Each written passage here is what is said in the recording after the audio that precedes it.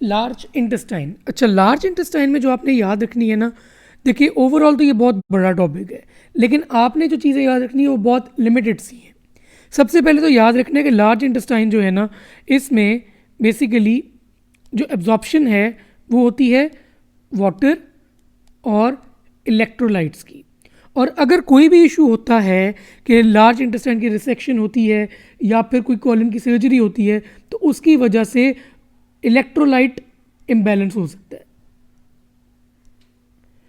अगली इंपॉर्टेंट चीज़ जो आपने याद रखनी है वो ये है कि लार्ज इंटेस्टाइन या कॉलन को आप आइडेंटिफाई करते हैं बाय एपिप्लोइका, जो कि फैट के पाउचेस होते हैं जो लगे होते हैं कॉलन के साथ और कहीं भी नहीं होते। अगली चीज़ जो इंपॉर्टेंट आपने याद रखनी है वो ये है कि कॉलन के अंदर आपको पता है कि पोलिप्स बहुत इंपॉर्टेंट है। अब पोलिप्स दो तरह के हैं, एक है नॉन नियोप्लास्टिक, एक है नियोप्लास्टिक। नॉन नियोप्लास्टिक में आपके पास टाइप्स आ जाती हैं हमाटोमेटस, म्यूकोजल, इन्फ्लेमेटरी,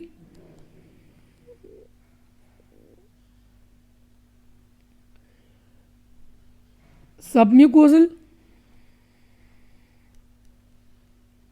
और हाइपरप्लास्टिक। इसमें जो सिर्फ आपने चीज़ याद रखनी है ना वो ये है कि अगर इंटरसेप्शन में वो पोलिप्स का पूछते हैं और साथ उसकी ब्लीडिंग हो रही है तो वो हमाटोमेटस पोलिप्स हैं। इंटरसेप्शन में ये वाले होंगे। इसके अलावा अगर वो पूछते हैं कि अल्सरेटिव कोलाइटिस या क्रॉन्स में कौन से हैं, तो आपको पता है वो IBD खुद है, ठीक है, इन्फ्लेमेटरी बाउल डिजीज़ है, तो उसमें इन्फ्लेमेटरी पॉलिप्स होंगे। उसके अलावा जो एक वो पूछ सकते हैं वो ये है कि जो आपके हैं हाइपरप्लास्टिक पॉलिप्स, वो ज़्यादातर कहाँ पे होते हैं? वो होते हैं on the recto sigmoid reason.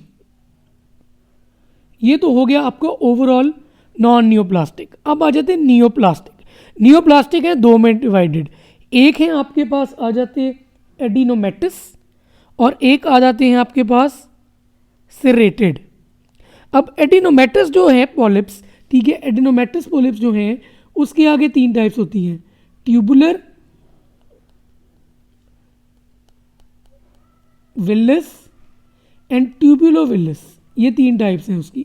अगर वो पूछते हैं कि इनमें भी ज़्यादा मैलिग्नेंट पोटेंशियल किसका है, तो आपने हमेशा चूज़ करना है विलिस। विलिस को आपने याद रखना है विलन से कि बहुत ईवल है, तो मैलिग्नेंट पोटेंशियल ज़्यादा है विलिस का। और साथ ही साथ दूसरी चीज़ जो याद रखनी है वो ये है कि अगर विलिस 4 सेंटीमीटर से ऊपर होंगे तो उनका ज़्यादा मैलिग्नेंट पोटेंशियल होगा। लेकिन अगर वो पूछते हैं कि मोस्ट कॉमन कौन सा है नियोप्लास्टिक पोलिप, तो उसमें आपने ट्यूबुलर सिलेक्ट करना है। मोस्ट कॉमन ट्यूबुलर एडिनोमा है अगर नियोप्लास्टिक पोलिप्स में से पूछें। लेकिन अगर पूछें कि नियोप्लास्टिक ज़्यादा पोटेंशियल किस में है, तो फिर आपने विलिस चूज़ करना है।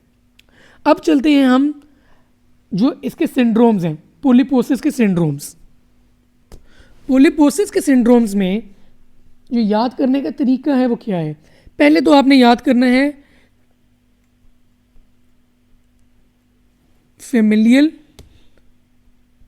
एडिनोमेटस पोलिपोसिस।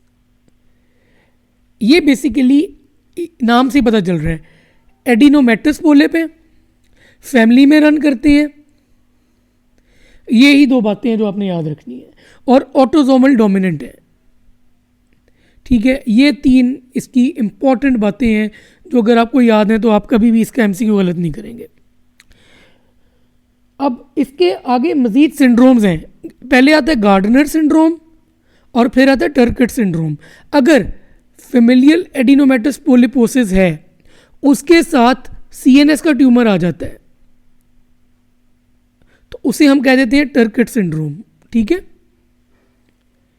अगर फेमिलियल एडिनोमेटस पोलिपोसिस है, साथ उसके आ जाता है आपके पास सुपर न्यूमररी टीथ, ठीक है, ज़्यादा टीथ आ जाते हैं, या फिर साथ सॉफ्ट टिश्यू ट्यूमर्स आ जाते हैं, या फिर साथ आपके आ जाती है hypertrophy of retinal pigment epithelium. ठीक है, तो फिर हम उसे गार्डनर सिंड्रोम कह देते हैं। अच्छा, अब पियूट्स जैगर सिंड्रोम आ जाता है अगला। पियूट्स जैगर में पी से शुरू हो रहा है ना, और फिर पियूट्स जैगर सिंड्रोम है। ठीक है, और इसमें पी और एच बहुत इंपॉर्टेंट है। पी से याद रखने के पिगमेंटेशन होती है of mouth, lips, hands and genitalia, और साथ एच से याद रखना है कि हमार्टोमेटस पोलिप्स की बात हो रही है। इसी तरह अब क्योंकि हम हमार्टोमेटस पे शिफ्ट हो गए हैं, तो जुवेनाइल पोलिपोसिस सिंड्रोम जो अगला है उसमें भी हमार्टोमेटस पोलिप्स ही होंगे, लेकिन वो बच्चों में होंगे। जुवेनाइल से याद रख ले, और ये भी ऑटोसोमल डोमिनेंट ही है।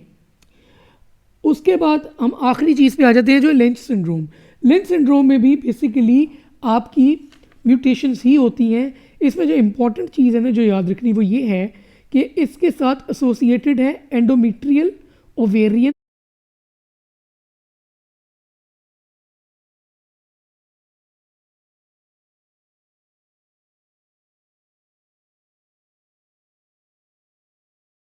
And skin cancers. उसके बाद आपके पास आ जाते colorectal carcinoma. Colorectal carcinoma overall आप टॉपिक पढ़ सकते हैं। उसमें जो 3-4 इंपॉर्टेंट चीज़ें हैं वो ये है कि इसका ट्यूमर मार्कर जो है वो CEA है, एक चीज़। दूसरी चीज़ ये कि इसमें बेरियम अनीमा में एप्पल कोर लीजन आती है। और तीसरी चीज़ ये कि इसकी मेटास्टेसिस कहाँ पे जाती है। इसकी मेटास्टेसिस जाती है mainly in liver and lungs. लेकिन अगर वो पूछे कि सबसे ज़्यादा किसमें है, तो आपने लिवर चूज करना है।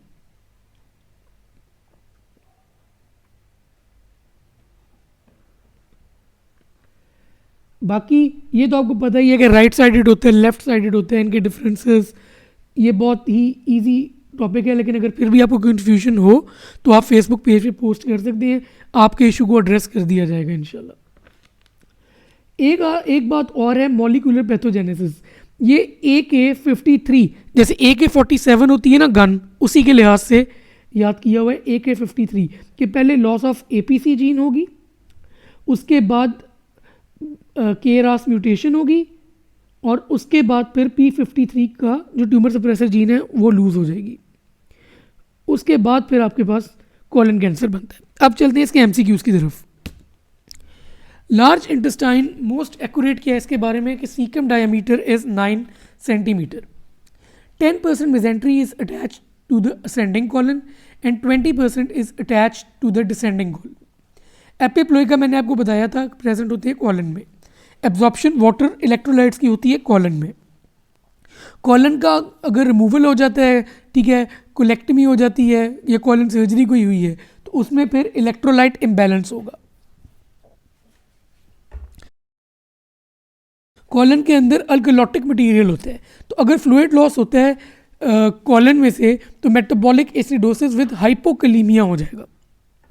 Reflex of caecum is prevented by ileocaecal sphincter. अब ये पोलिप्स और कार्सिनोमा के बारे में जो चीज़ें पूछी गई हैं वो यही 4 पूछी गई हैं, 3-4 दफ़ा पूछी गई हैं।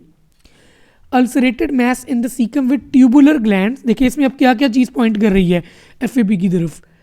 एक तो ट्यूबुलर ग्लैंड्स आ गए, दूसरी चीज़ फैमिली हिस्ट्री आ गई, और तीसरी चीज़ एडिनोमेटस पोलिप्स। तीनों चीज़ें पॉइंट कर रही हैं टूवर्ड्स FAP। और FAP ऑटोसोमल डोमिनेंट होते हैं, मैं आपको बता चुका हूँ। Colon cancer primarily metastasises to liver, liver ही मेन है। Tumour marker for colon carcinoma is CEA।